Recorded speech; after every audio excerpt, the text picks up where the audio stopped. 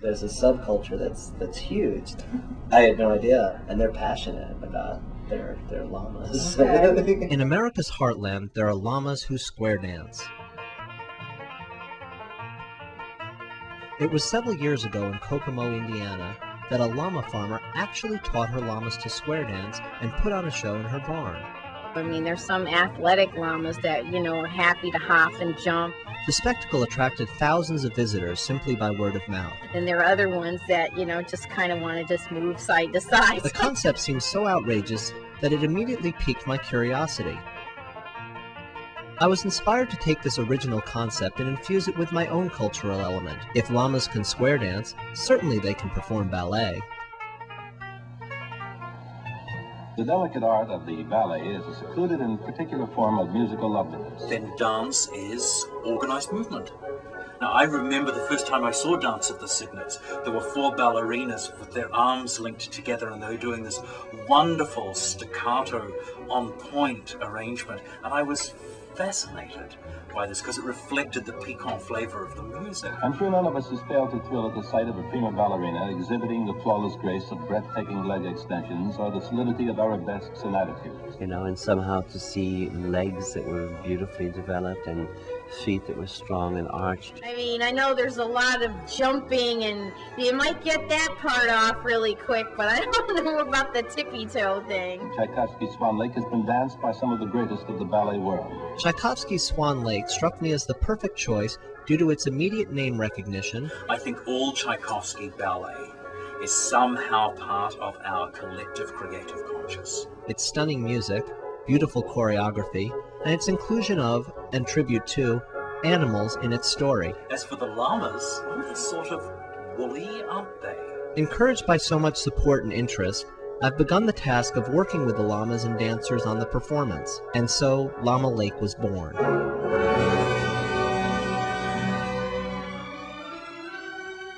With the idea of creating a performance of Swan Lake utilizing actual llamas in the famous swan roles, I set about familiarizing myself with these animals. As they're going along in their little trot, they look kind of awkward and gangly. But if you were to run that on a video and play it back, you'll see that the head doesn't move. All that stuff is going on underneath, and they just flow. They flow. There's nothing prettier than llamas running around. And after 22 years with them now, when those babies get out there running in the evening, everything stops. You hang on the fence and just say, life is good.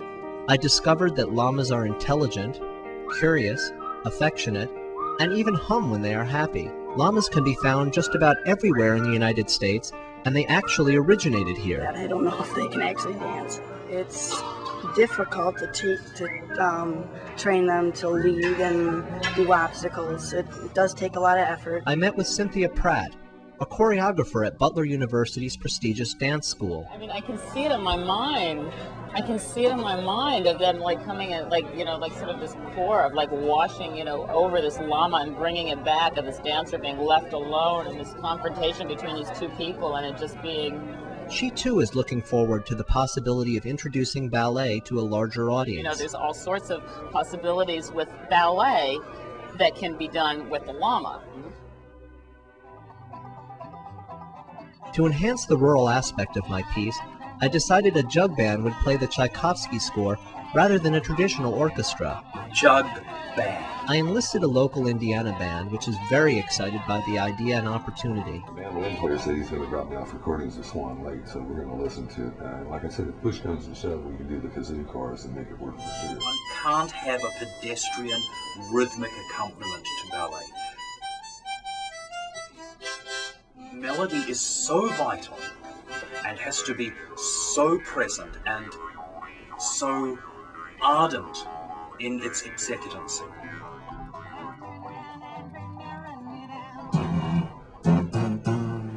And the performances have to leave one breathless. Hopefully, this revision of the classic ballet will introduce something fresh and entertaining that a broader audience of all ages can appreciate. If you think you can do a little update on Swan Lake or improve what there is or do a new version, then you're so guaranteeing yourself a good a good run. I ultimately decided on the historic Murrah Center, which is the most lavish and grand theater in Indianapolis. There's something so quintessentially American about the freedom to pursue and explore just about any activity, and, in the process, celebrate ingenuity and the spirit and power of imagination. Personally, I'm quite a traditionalist. I think it's a huge task to better the traditional Swan Lake. So they're performing the work with llamas, and they're performing the music with a jug band. By now, there have been many, many versions of Swan Lake, and I think that if the work has successfully, survived for more than 100 years, then there are some good reasons for that. But I would be more than happy to see other interpretations of that, and so would Tchaikovsky. I am targeting a date for the show in the summer of 2004. Llama Lake will be free to the public as my gift to Indianapolis, and it will afford a unique opportunity for our sponsors, who are making this celebration of art, animals, and the spirit of America all possible. It will, of course, raise eyebrows.